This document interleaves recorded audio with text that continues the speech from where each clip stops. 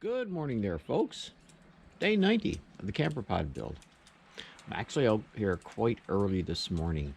The weather is actually warm today. It makes it that much easier to come out early when it's warm. It's actually raining, and that snow that I showed you many times throughout the build is slowly disappearing, which is good. Today, I'm going to be working on the Foamlite, that piece there. All the pieces I'm going to start doing more of a final fit of the black stuff so I can start installing the white stuff. I've got to countersink those 4 nuts into this Foamlite. I did have this laid on there, gave it a few whacks with a dead blow, see if it would mark on this, but it wouldn't. So I've got 4 pieces of butyl tape, little tiny pieces, put on top of the nuts, hoping that when I lay this back down, they'll transfer so I'll know where to drill the holes. That actually worked. This piece fits in place. Now this one here, it's actually a bit narrower than the other side because the other side has a little bit of an overhang. This one has these pieces for the cabinet, so I've got to rip this a little tiny bit, about 1/8 of an inch, and then put my little nubbies on there and then drill the holes. Got it marked now with the butyl tape. I just gotta get it out of here again.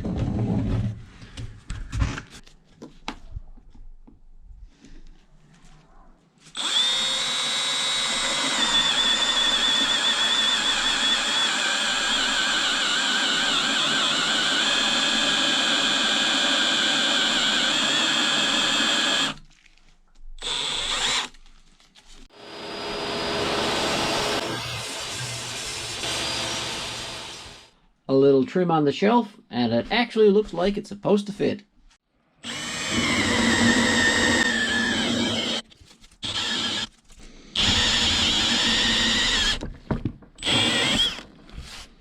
There were bolts right under there and right under there. I just drilled those out, and this piece fits nice and snug. I've got my 1/4 inch round over chucked up. Now I'm going to put an edge on this right here. This is the actual extra piece of the backsplash. I need to cut off about 2 inches, but I'm just going to put an edge right along here now, because I'm going to be using that cutoff as a shelf bracket.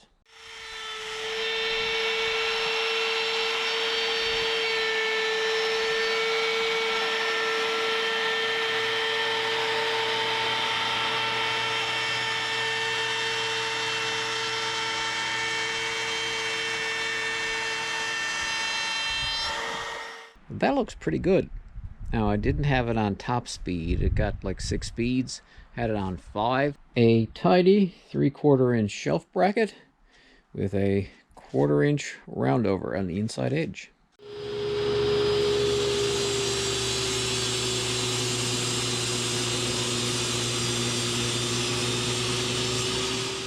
We officially have a shelf with this shelf bracket. Woohoo! Now we're going to figure out how to inset this bowl into the countertop. I have an idea which involves green tape and lines and cardboard and stuff. We'll see if it works.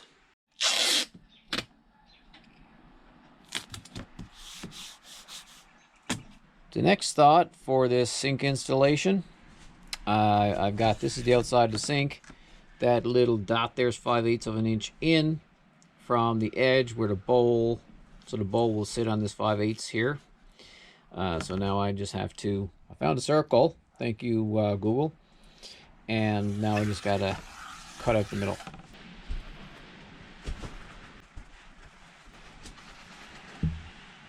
Well, now I'm at the point of no return. Got this red line I'm going to be keeping to the outside of the red line to cut the hole, and hopefully it'll fit, because when this is in, I'll just show you, that does fit there, and that fits in here like that. So it should work. Anyway, time to get the jigsaw and cross my fingers and hope that the maths and geometries and all that worked out. The boss came out and she looked at what I was doing. She said, yeah, it looks good. Then she laid it in place and looked up underneath and said, yeah, it'll work. And I said, what are you doing? And she showed me and I said, ah, good idea. So it will fit. I might have to sand or take a little bit off the corners right there, the framing. But other than that, it looks like it's gonna fit.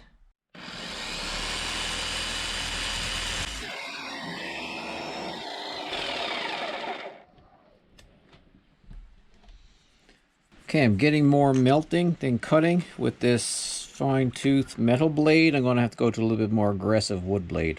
I'm back with an 8 TPI wood blade. Should do much better. I'm going to recut this now.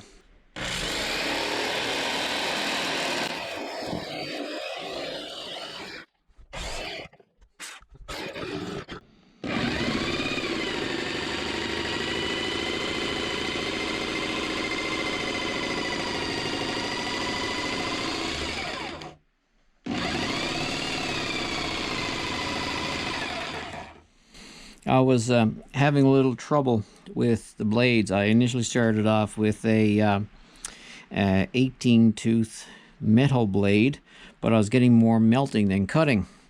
And then I went to an 8 tooth wood blade, and I was still getting it. So I switched to a more aggressive 8 tooth blade and slowed down my speed. And slowing down the speed seems to have a better impact, because I'm not getting melting and it's not melting back together.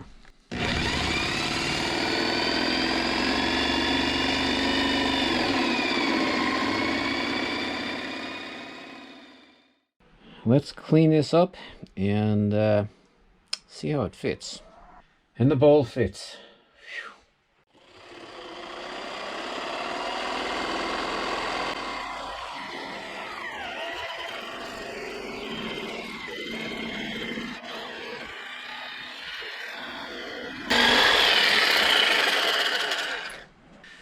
Countersunk sink.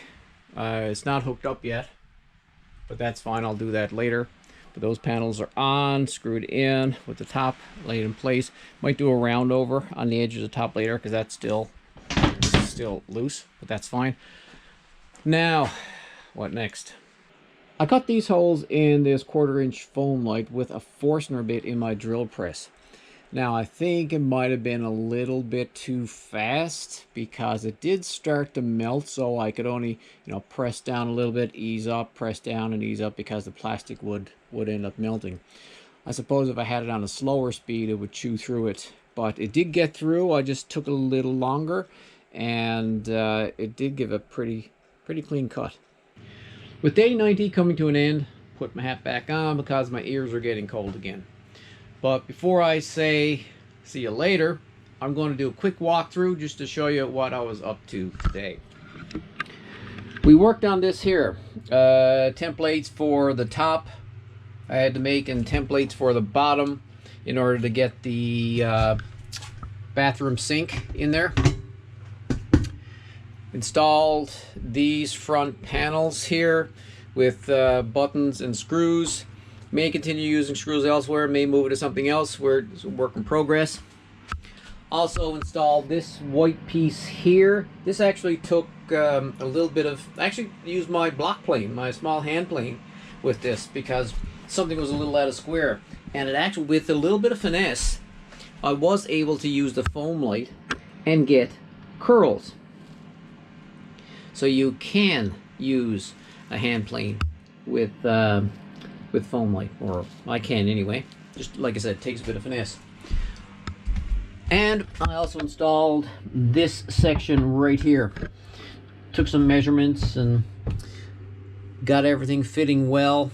These are not going to be permanently, this is not going to be permanently installed yet because there's some more work that I've got to do down below in the hatch area.